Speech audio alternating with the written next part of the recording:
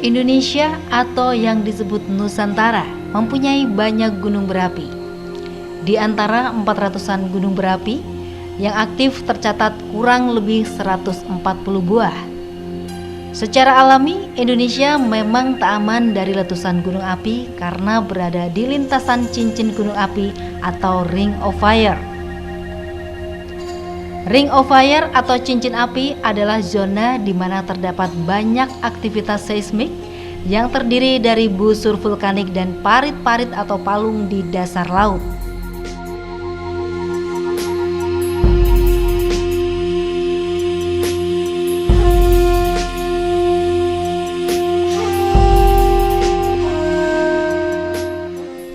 Cincin api memiliki panjang lebih dari 40.000 km memanjang dari barat daya Amerika Selatan di bagian timur hingga ke sebelah tenggara benua Australia di sebelah barat.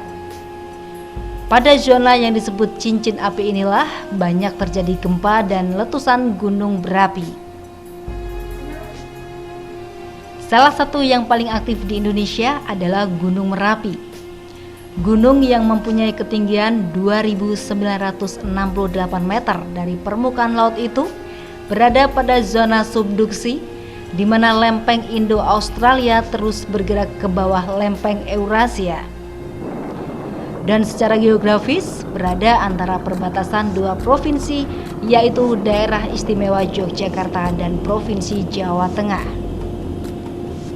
Konon beratus tahun yang lalu Gunung Merapi pernah meletus hebat dan menyebabkan perpindahan kerajaan Mataram kuno dari Jawa Tengah ke Jawa Timur dan menyebabkan beberapa situs peninggalan kerajaan Mataram kuno rusak parah.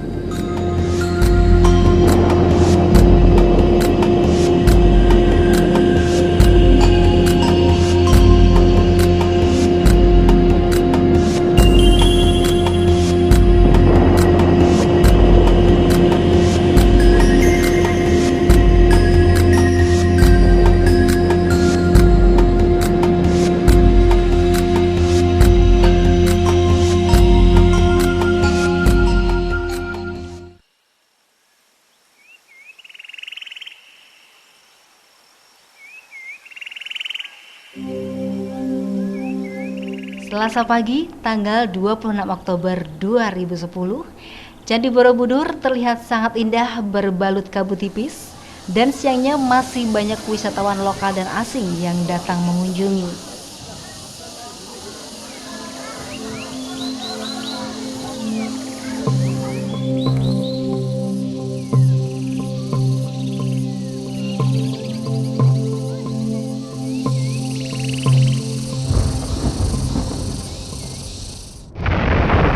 Namun pada petang harinya, sekitar pukul 18 waktu Indonesia bagian Barat, Gunung Merapi kembali menunjukkan aktivitasnya.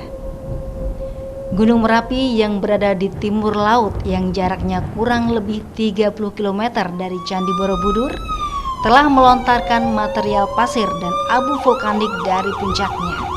Akibatnya, sebagian daerah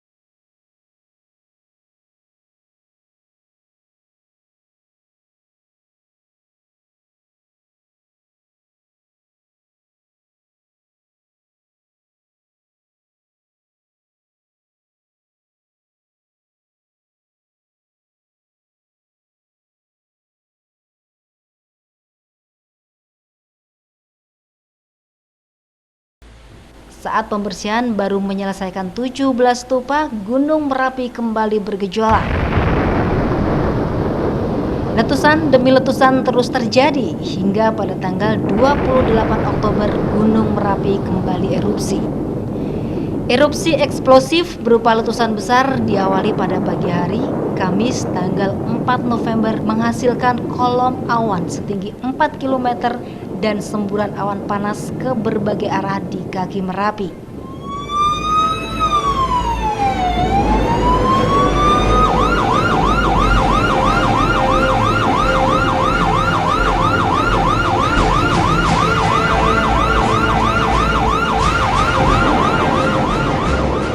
Puncaknya pada dini hari Jumat 5 November 2010. Rangkaian letusan ini disertai dengan hujan abu, kerikil dan pasir yang mencapai kota Yogyakarta bagian utara dan Magelang. Sedangkan hujan abu vulkanik pekat juga melanda beberapa daerah di Jawa Barat yang kurang lebih jaraknya 400 km. Dampak dari erupsi Merapi tersebut, Candi Borobudur kembali dihujani abu dan pasir. Kali ini lebih tebal dari sebelumnya, yakni 1 hingga 5 cm. Dan taman di sekitarnya rusak karena tidak mampu menahan beratnya material abu dan pasir dari erupsi. Banyak pohon yang bertumbangan, pasir dan debu pekat beterbangan ke segala arah. Pemandangan yang sangat jauh berbeda dari hari-hari sebelumnya. Candi Borobudur yang megah tak berdaya menghadapi alam.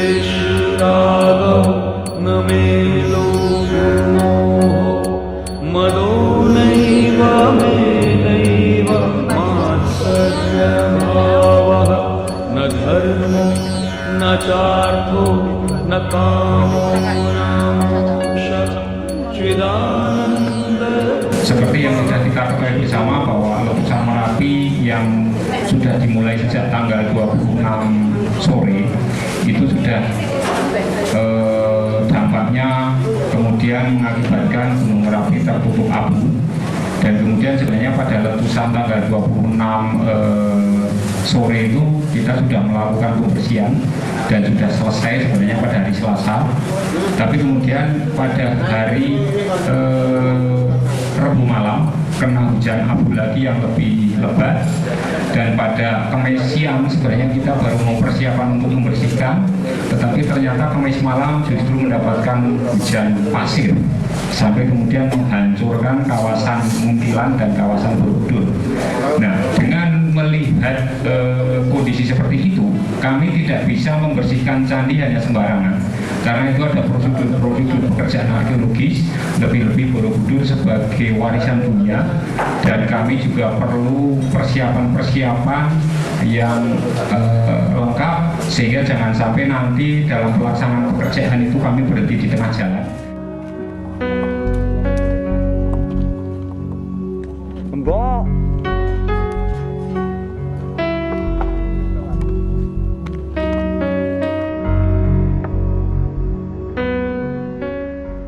Pada tanggal 5 hingga 15 November 2010, Candi Borobudur ditutup total dari kunjungan wisatawan karena kondisi yang tidak memungkinkan. Setelah aktivitas Gunung Merapi mereda, upaya pembersihan dimulai lagi pada hari Jumat pagi, tanggal 12 November 2010.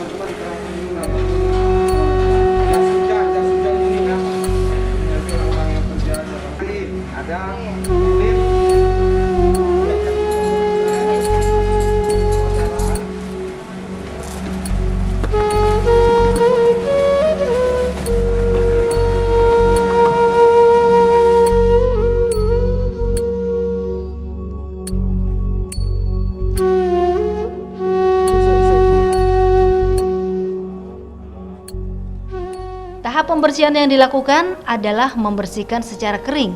Ini untuk menghindari abu vulkanik tersebut masuk ke sela-sela batu dan masuk sistem drainase, karena hal ini dapat menimbulkan dampak negatif terhadap batu-batu Candi Borobudur. Sifat korosif ini tidak menguntungkan bagi batu yang kita gunakan, baik batu baru maupun batu lama yang digunakan untuk membuat candi. Nah, candi yang sekarang kita lihat, atau kalau Bapak dan Ibu saudara-saudara sempat melihat ke sana, dia sangat porus. Artinya permukaan candi itu memiliki banyak sekali lubang kecil-kecil. Dan abu vulkanik yang sangat halus dan pasir yang sangat halus itu cenderung untuk mengendap di dalam pori-pori di permukaan batu. Nah, oleh karena sifatnya korosif, maka dia mempunyai efek merusak permukaan batu itu sendiri.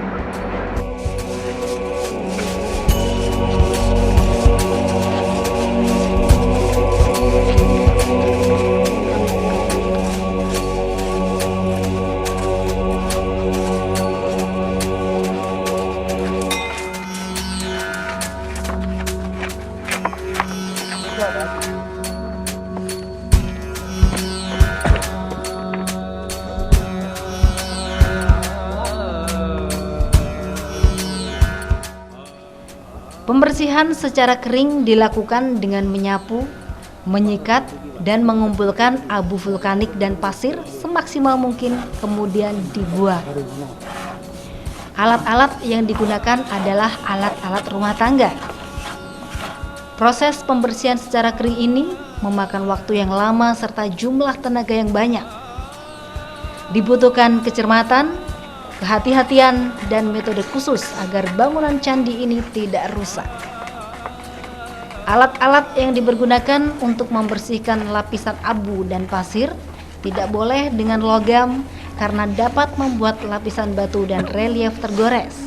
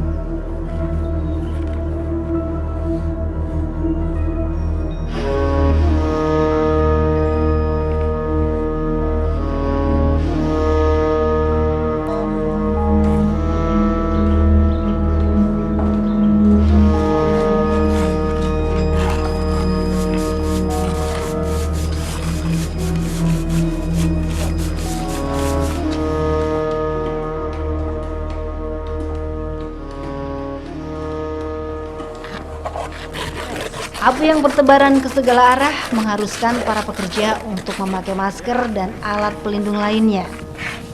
Kandungan kimia dan serbuk kaca yang terkandung dalam abu vulkanik dapat membahayakan kesehatan para pekerja. Karena status Merapi yang belum menurun dan ditambah keterbatasan peralatan yang kurang memadai serta cuaca yang tidak menentu membuat proses pembersihan menjadi lama.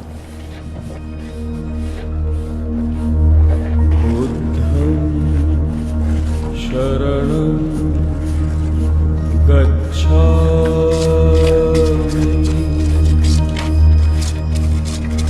Sangham sharanam gacchami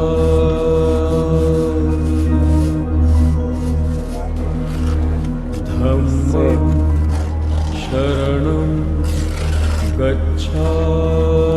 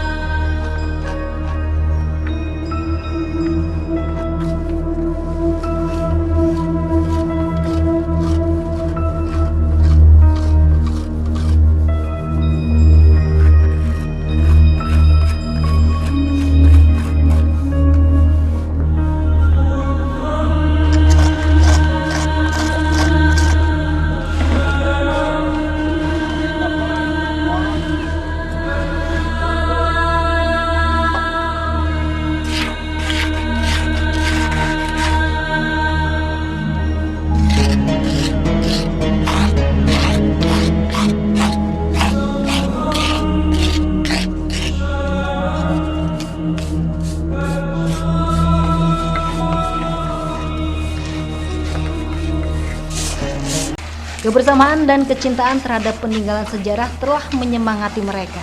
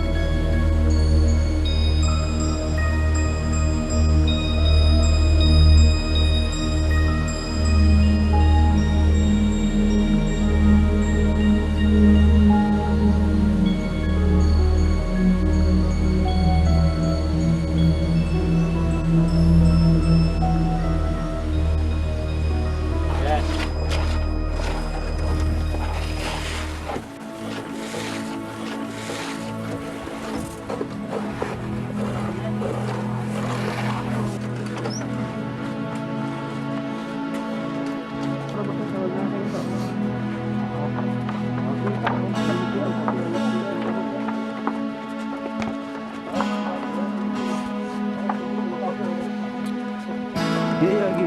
Waduh.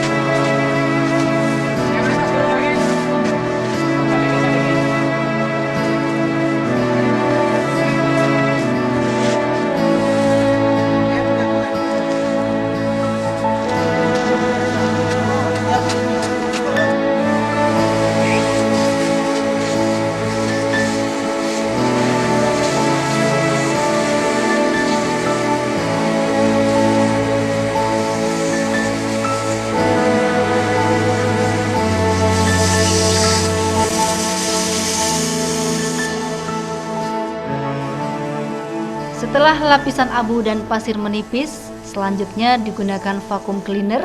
Tujuannya untuk menghisap abu atau pasir yang tertinggal di sela-sela batu atau pori batu. Dan untuk menetralisasi kandungan sulfur yang tertinggal di permukaan batu, dilakukan penyemprotan dengan soda kue atau natrium bikarbonat. Natrium bikarbonat adalah bahan yang digunakan untuk pengembang kue, tetapi untuk Candi Borobudur menjadi salah satu penyelamat dari bahaya pelapukan.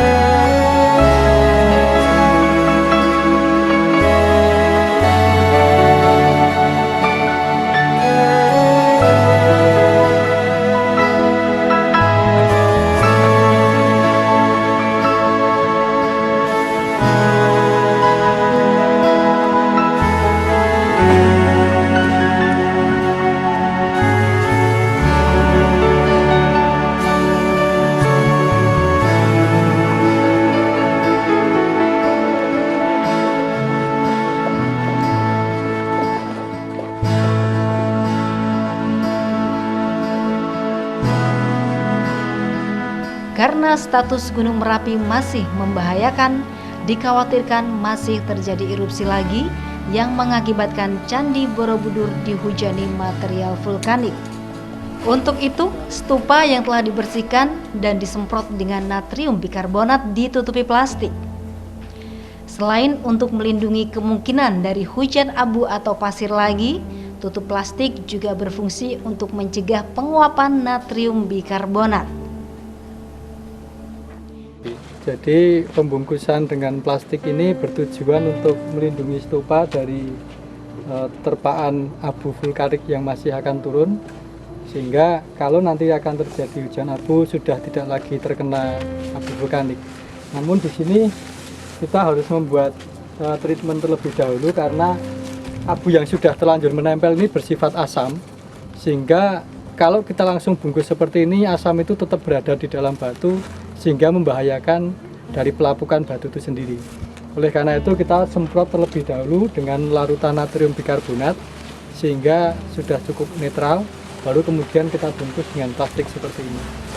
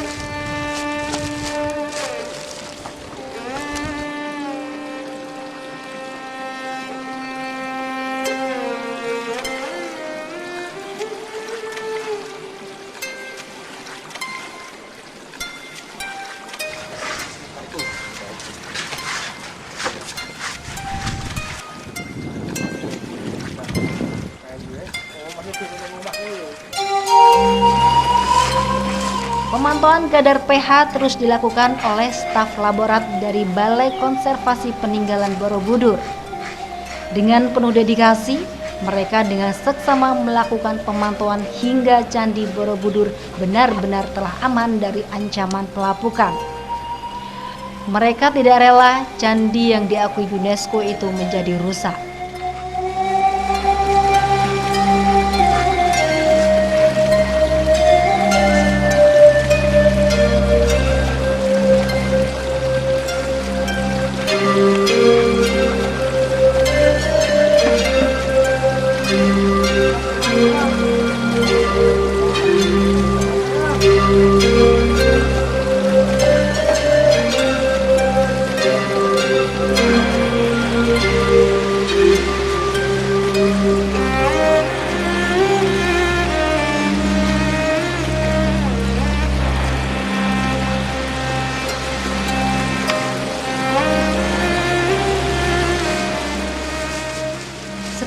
aktivitas Gunung Merapi menurun, dilakukan pembukaan plastik yang menutupi stupa. Pembersihan secara kering kembali dilakukan, ini untuk meminimalkan sisa-sisa abu dan pasir yang masih tertinggal di batu candi. Untuk membersihkan candi sebesar Borobudur tentu membutuhkan vakum cleaner yang banyak. Proses ini membutuhkan ketelitian. Endapan abu atau pasir boleh tertinggal sedikit pun. Tahap terakhir adalah pembersihan secara basah yang menggunakan steam cleaner atau penyemprotan dengan air. Tekanan air yang kuat dari steam cleaner dapat menghilangkan abu dan pasir hingga batu-batu Candi Borobudur benar-benar bersih. Untuk proses ini memerlukan jumlah air yang banyak. Ribuan liter air bersih dihabiskan untuk proses ini.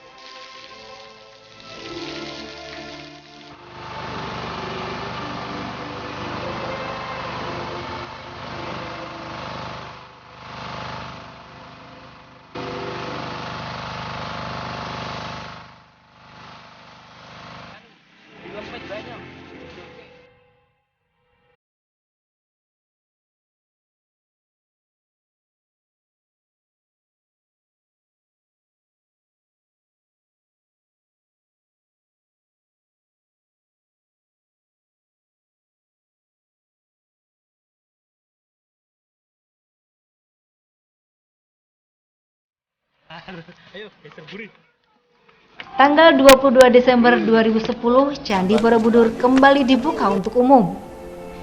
Namun pengunjung hanya boleh naik sampai lantai 7. Proses pembersihan masih tetap dilakukan di halaman stupa. Diharapkan dalam waktu dekat proses pembersihan akan selesai dan pengunjung dapat kembali menyaksikan keindahan, kemegahan peninggalan Wangsa Sailendra itu.